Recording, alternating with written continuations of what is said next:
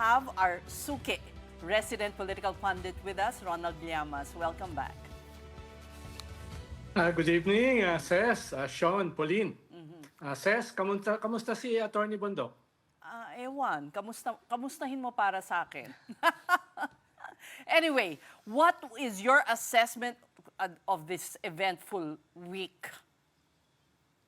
Well, matagal nang hinihintay yan eh. Last year pa eh. No, last year pa dahil yung mga ebidensya nakapatong-patong na at saka maraming smoking guns. Sana may habol pa yung iba na last year pa rin inaasahan na makakasuhan. No? Yung mga paliwanag nila na sila lang ang pinapersecute, parang hindi naman totoo. Dahil long overdue na nga yung kaso na yan. At saka hindi lang naman siya eh. Si Secretary Bonoan ng executive ay kinasuhan din at ilang mga tiga-DPWH. So it doesn't hold water. Ronald, pero kasi yung timing no? Nagkataon na yung nangyayari sa Senado, yung hatian ng dalawang panig, no? Yung timing kasi hindi maganda, kumbaga. Well, wala tayong magagawa sa timing. Pero kung nakasuhan siya o nakulong last year, baka iba yung composition ng Senado ngayon. Iba yung leadership. Kaya baka sabihin din, kung nangyari yan last year, baka sabihin, uy, grabe naman yung timing. No? So, relative kasi yung timing no? Pag tumama yan last year o tumama yan early this year, sasabihin din ng mga kakampi niya na mali yung timing. No? Baka sabihin din ni Robin Hood Padilla na may force majeure. Sa sinabi mong ang isa ay nagtatago na, who did you mean? No, I meant that kung sakaling lumabas ito last year, halimbawa November, ay by that time nagtatago rin si Bato eh. Kung lalabas naman yan early this year, yung nagtatago na rin si Bato. So, yung timing is relative. No? Lagi naman yung kay-questionin eh. Lalo na kung ikaw ay kakampi nung makukulong. No? Lahat na lang kasi ay sinasabi nilang dahil sa politika. Well, sa Pilipinas naman kasi almost everything is about politics. Pero plunder, graft are also political eh. Dahil nagamit mo yung political position mo para possibly nagnakaw or nag-commit ng plunder. Diba? Kaya medyo matindi. Matindi kung sakaling ikaw ay senador o ikaw ay vice president o ikaw ay presidente pag nagkaroon ng ganyang klaseng mga kaso. Ayun lang kaibahan sa vice at saka sa presidente, impeachment lang ang paraan para ikaw ay matanggal o makasuhan later on. Pero yung mga senador, parang ito si Senator Jinggoy, parang naging serial,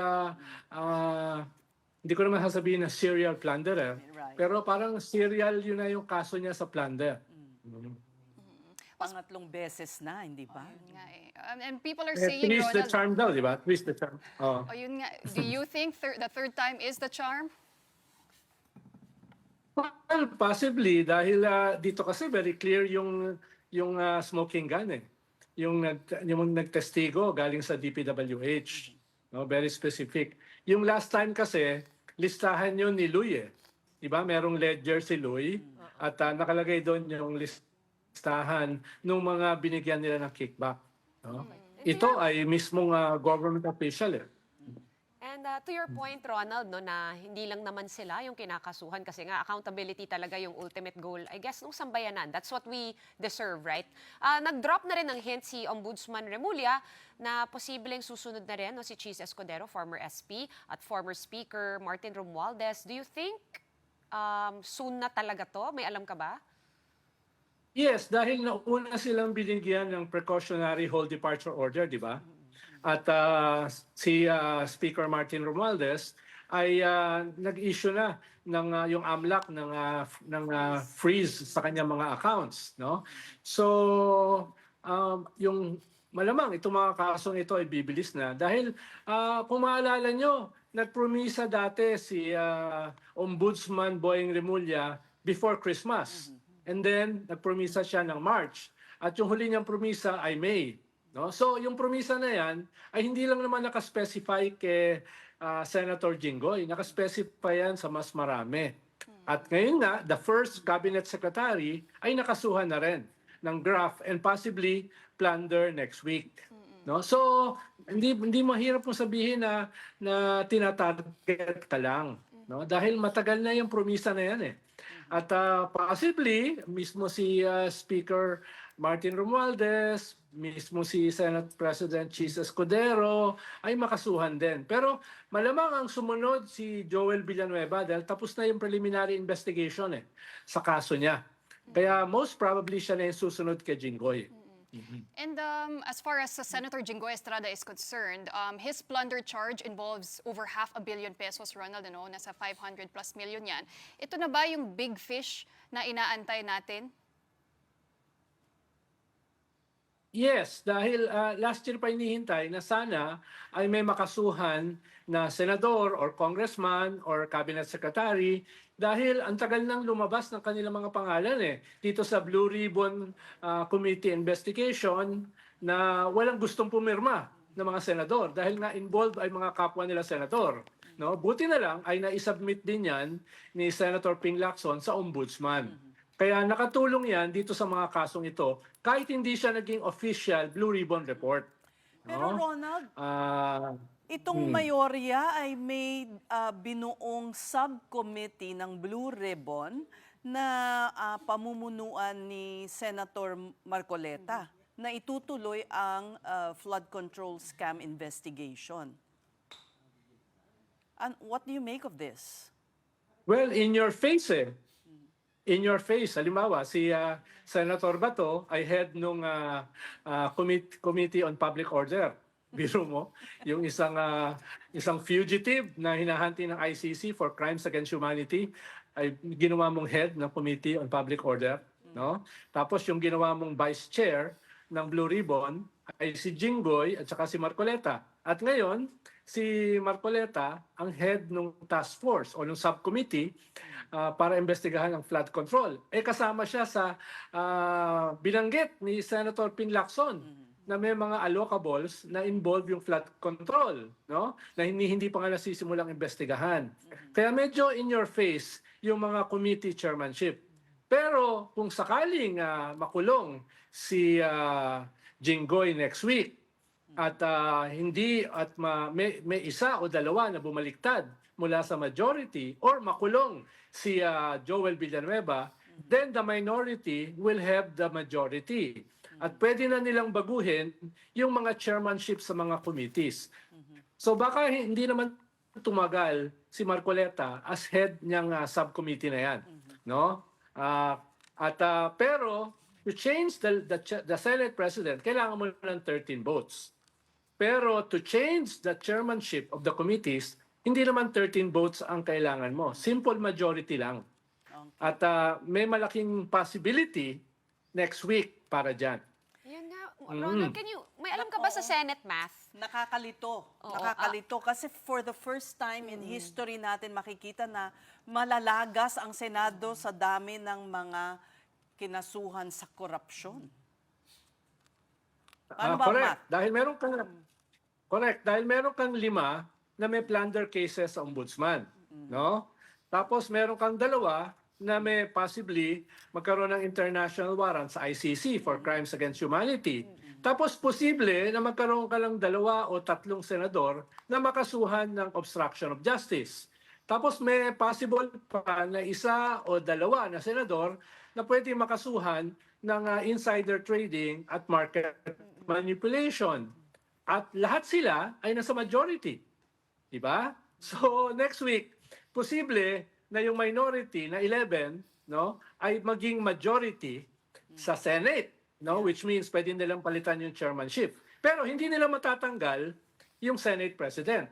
So magkakaroon ka ng rare situation na meron kang Senate President na galing sa majority before na ang mga members o chairman ng kanyang mga committees ay galing naman sa minority before. No? Pero Medyo Ronald, weird, no? Nalito ka ba? Weird. Hindi, nakakalito pero Papalito ko muna everybody a little bit more. A little bit more. more. How will this impact the impeachment? May ganun din bang math na magbabago yung base number of 24 senators para mag-compute ng 2/3? Hindi naman, dahil ang kailangan mo pa rin naman kasi sa impeachment, 16 eh. Di ba? At kung wala pang final verdict dyan sa mga senador na yan, kasama pa sila sa bilang sa 24. So 16 pa rin yung hahabulin mo. Whether sila ay nandyan o wala, So kahit kailangan nakapiit mo na yung ng mga 16 iba. votes. Okay. Ibang usapin kung 10 yung mawawala. No? So, hindi ko... Oo. Pero kung halimbawa, ang mawawala lang ay 6, then tuloy pa yung impeachment. No? Ayun lang, kailangan mo pa ng 16 votes. Ngayon, pwede, dahil nga may mga makukulong, baka yung ilan sa majority ay magkaroon ng road to Kairos. Baka magkaroon sila ng lightning, no? At sila ay magising at biglang lumipat dito sa minority sa usapin ng impeachment. Posibleng mangyari 'yon, no? Na yung members ng majority na for now ay ang tingin ng lahat ay anti-impeachment o anti-conviction, ay pwedeng magbago ang isip. Pag nakita nila na sirang-sira na yung kanilang majority, na actually ngayon sirang-sira na kung i-monitor nyo ang social media, no? Pero pwede silang lumipat. Halimbawa, kung may 4 na makulong, 20 yung natira, pwede yung magkaroon ng effect at sumama sila dun sa mga minority ngayon na most probably ay for conviction. Pero right now, kasi Yun yung pwede maging epekto. Yes, pero sobrang drawn yung line, no, between the two camps, majority and minority. So, let's say may gusto nga lumipat, like you said, tatanggapin ba sila nung current minority na posibleng maging future majority ulit?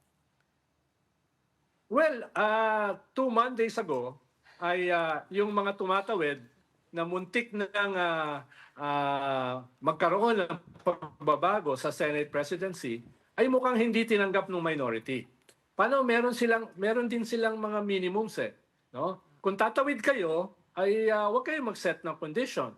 Kung tatawid kayo ay preferably ay walang promisa na hindi kayo kakasuhan, di ba? Mga ganun ba? Pero yan ang problema kung ang naiwan sa yung choice ay mga lesser evil. Minsan kasi yung lesser evil, ang itsura sa iba greater evil Kaya ang hirap ng dilema ng minority ngayon. Sino ba yung gusto nilang tanggapin? No? Kung ako nasa lugar nila, baka mas acceptable yung mga umalis sa kanila. Katulad ng 2 Bilyar at si Loren. Dahil at least yung 2 Bilyar ay corporate yung mga kaso. No? Hindi plunder. No? Hindi non-bailable na plunder cases. So baka lesser evil sila. Loren naman, kahit nasa may mga possible na cases yung kanyang anak, wala pa naman siyang kaso. Si Pia naman, hindi nalilipat yan Dahil from the very start naman, Trojan horse sa majority. Parang wala namang naniniwala na siya ay nasa majority habang yung kanyang kapatid ay head ng minority. So, talagang magulong-magulong. Ngayon lang ako nakakita in my 45 years in politics na ganito kaguho, ganito kadurog yung Senate. Hindi ko nga alam, like Humpty Dumpty, kung pwede pa silang e-epoxy Mismo nga si Ping Lacson na pinaka-veterano at pinakamatigas ng senador, mismo siya last week inamin niya na gusto na niya mag-resign dahil masyado na siyang dismayado. Kung somebody like Ping Lacson, no, who is a sitting senator, ay kino-consider mag-resign, ibig sabihin, talagang yung Senado mo ay talagang in the pits. No? Well, Ronald, ano naman yung take mo doon sa desisyon ni Ombudsman Boying Remulla to pursue plunder charges against these senators? Kasi dati sinabi niya na ang plunder, mahirap patunayan yan. Sabi pa nga niya, that's overrated. Mas madali yung mga malversation, ganyan. But now, he seems intent on actually challenging the jurisprudence and to redefine plunder. Malamang Pauline, ay nitong na-delay yung mga kaso, ay mas marami siyang nag-gather na ebidensya. Kung last year kasi, baka kung gusto niya, malversation with falsification of public documents, non-bailable din yan, pero 8 million lamang. ang limit, no? Yung plunder kasi 50 million at least. So baka in between last year at ngayong Mayo, mas marami siyang nag-gather na ebidensya. Kaya mas confident siya na magkaso ng plunder, no? Baka mas marami siyang smoking guns ngayon kumpara last year nung sinabi niya yan. Eh yung kaso ni Senador Marcoleta, kakaiba rin yung kanya na sa campaign contributions ang tinutugis ng ombudsman. Sabi nga ni Boying Remulla, ang ebidensya naman namin kay Marcoleta nanggaling mismo sa kanya, sa kanyang bibig. Dahil akala ni Marcoleta makakalusot siya doon sa kaso niya sa election, no? Pero yes, nakalusot siya dahil nung binigay pala sa kanya yung pera ay hindi pa siya kandidato. So nalusutan niya, pero nung binigay sa kanya yung 50 million, 75 million, siya ay congressman. So kanyon, indirect bribery, plunder yon dahil more than 50 million. At ang plunder, hindi lang yung pera na nanggaling sa gobyerno. Ang plunder ay yung binigay sa yung pera. Kahit ipagpalagay na wala namang hiningi, sabi ni Mike Defensor sa kanya, kaya nga indirect bribery. Ang problema, malinaw na halos sa open shop case yan eh. No? At lalong-lalo na sa kanyang bibig mismo nang galing. Kaya hindi ko alam paano niya malulusutan yan. At katulad nung kinaso kay Jinggoy at possibly sa iba pang senador, non-bailable din yan.